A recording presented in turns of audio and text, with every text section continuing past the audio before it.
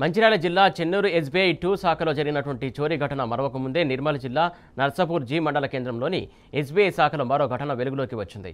బ్యాంకులో పనిచేసే వ్యక్తి మోసానికి పాల్పడ్డాడు.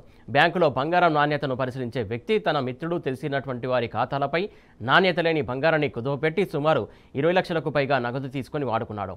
మొత్తం 12 మంది స్నేహితుల ఖాతాల్లో బంగారం రుణాలు తీసుకున్నట్లు ఆడిట్లో తేలింది. బ్యాంకు నుంచి తీసుకున్నటువంటి నగదు రికవరీ చేయడానికి అధికారులు చర్యలు చేపట్టారు. అయితే తమను నమ్మించి మోసం చేసినటువంటి వ్యక్తిపై చర్యలు తీసుకోవాలని బాధితులు డిమాండ్ చేస్తున్నారు.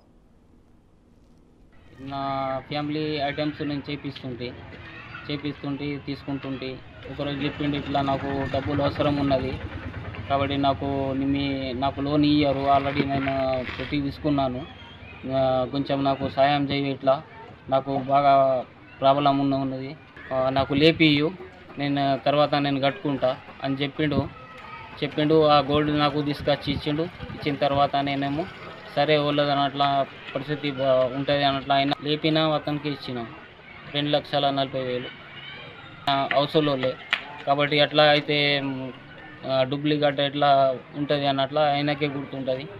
తీసుకొని ఆయనకు లేపి ఇచ్చిన. ఇప్పుడు సార్ ఏమో నిన్న సాయంత్రం 6 గంటలకు ఫోన్ చేసి నాకు మీ గోల్డ్ ఏమో డూప్లికేట్ మీరు అది 2,40,000 మీరు తీసుకున్నారు కదా లోను, అది కట్టి మీరు తీసుకోవాలా, లేకుంటే మీ మీద కేసు అవుతుంది అని సార్ చెప్పిండు నిన్న.